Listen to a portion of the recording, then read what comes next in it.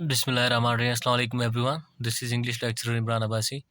अच्छा, जो lecturer aspirants हैं वो 6 एमसीक्यूज़ ज़रूर याद करें लिटरेचर से। ये 6 एमसीक्यूज़ बहुत ही इंपॉर्टेंट है। ये मोस्ट रिपीटेड एमसीक्यूज़ हैं, ठीक है? मैं आपको समझाता हूँ, इनको थोड़ा अपने गौर से देखना है और अपने माइंड के अंदर इनको सेव कर लेना है, ठीक है? तो शुरू करते हैं। शुरू करने से पहले आपको रिक्वेस्ट है कि आप अगर न्यू है इस यूट्यूब चैनल पर, तो चैनल को ज़रूर सब्सक्राइब करें, क्योंकि 90% व्यूअर्स जो हैं वो 9 सब्सक्राइबर्स हैं। तो काइंडली सब्सक्राइब कर दें और ऐसी वीडियोज़ आपको फ्री में आपके पास आया करेंगे। So number 1 MCQs is innocence and experience, ठीक है? ये एक पोइट्री की किताब है। किसने लिखी थी ये तो चलो ठीक है, हमने याद रखना है विलियम ब्लेक की, हमेशा याद रखना है। विलियम ब्लेक का नाम, इनोसेंस एंड एक्सपीरियंस, ये सवाल आता है, बहुत ही इंपॉर्टेंट है, बहुत ही रिपीटेड सवाल है। इनोसेंस एंड एक्सपीरियंस, ये इससे हमें बहुत बड़ा सबक मिलता है ज़िंदगी का। इनोसेंस, ज़िंदगी के 2 अहम पहलू होते हैं। एक इनोसेंस होती है बेगुनाही मासूमियत, और दूसरा एक्सपीरियंस, तजुर्बा। यानी कि इसमें ये विलियम ब्लेक ये बताता है कि जब इंसान बच्चा होता है, चाइल्डहुड में, किसी दुनिया के चक्करों के बारे में इसको कोई पता नहीं होता। ये दुनिया के बिल्कुल दर्द और ज़्यादतियों और इनजस्टिस से बिल्कुल नावाकुफ़ होकर वो अपनी ज़िंदगी को एंजॉय करता है।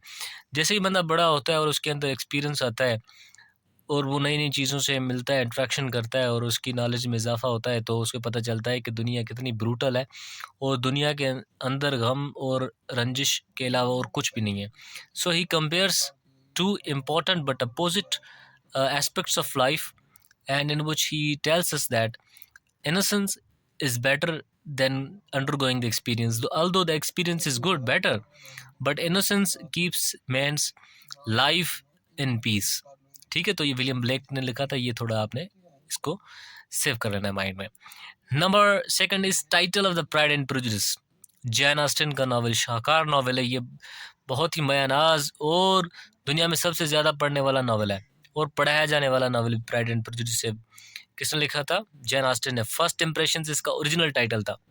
फर्स्ट इंप्रेशंस यानी कि जब भी इंसान किसी इंसान से मिलता है तो पहला इंप्रेशन जो होता है, यानी पहले जो इंप्रेशन होते हैं, तो इसी के ऊपर ही लिखा हुआ है। ज़ाहिर-सी बात है, इसके अंदर 3 कपल होते हैं, उनका आपस में इंटरेक्शन होता है, उनका आपस में ज़िंदगी गुज़ारते हैं, वो अपने एक-दूसरे को इंप्रेशंस देते हैं। तो इस बुक को जो मशहूर है प्राइड एंड प्रेजुडिस के नाम से, इसका पहला नाम फर्स्ट इंप्रेशंस था। The next is the Bacon was intellectually great but morally weak. किसने कहा था? अब इसके बारे में 2 राय हैं कि बेकन एक तो ज़हनी अज़ीम था, ज़हनियत के हिसाब से बड़ा अज़ीम इंसान था, लेकिन उसकी अख़लाक़न वो बहुत ही कमज़ोर था। पोप ने कहा था या ड्राइडन ने? काफ़ी स्टूडेंट्स इसको पोप करते हैं, लेकिन मुख्तलिफ़ रिसोर्सेज़ से हमें ड्राइडन मिलता है, तो ड्राइडन इसका करेक्ट आंसर है। ठीक है? बेकन आपको पता है, तो इंटेलेक्चुअली इसकी अगर आप ऐसे पढ़ें तो आपको ये लगेगा कि ये बड़ा ही एक इनकी इसकी जो सोच है वो पैगंबरी लेवल की है। यानी जैसे प्रॉफ़िट सोचते थे, यानी जैसे बड़े इंटेलेक्चुअल बंदे सोचते हैं, तो इस तरीके से ये इसने ये ज़िंदगी के मुख्तलिफ़ स्फीयर्स को यानी कि एस्पेक्ट्स को इसने इस तरीके से लिखा है। बट मोरली वीक, ये खुद ही अपने एसेस में कहता था कि इसने करप्शन की है, लूट-मार की है, इसने अपने अथॉरिटी की कोई वैल्यू नहीं रखी है, उसकी कोई लाज नहीं रखी। So next is nothing beneath science nor above science is obviously Russell ने कहा था। ये भी इम्पोर्टेंट है कि बर्ड इन एंशिएंट मैराइनर, ठीक है? तो एंशिएंट मैराइनर के अंदर बर्ड एल्बाट्रूस होता है, ठीक है? अगर आपने स्टोरी पढ़ी होगी तो ये शादी में जाने वाले लोगों को, एक बंदा था, एक बूढ़ा था, वो उनको बताता बताता था, और जो बर्ड का इसका ज़िक्र करता था वो एल्बाट्रूस था। अच्छा, ये भी एमसीक्यूज़ मैंने अगर देखा है, रिसर्च करके देखा है कि ये एमसीक्यू भी बहुत रिपीट हो रहा है कि मिल्टन किस एज में ब्लाइंड हो गया? 43 में। क्यों हुआ? इसके अलग रीज़न्स हो सकते हैं, लेकिन ये 43 ईयर्स एज में ये ब्लाइंड हो गया था, ठीक है? सो इस चैनल को सब्सक्राइब ज़रूर करें। Thank you so much for watching.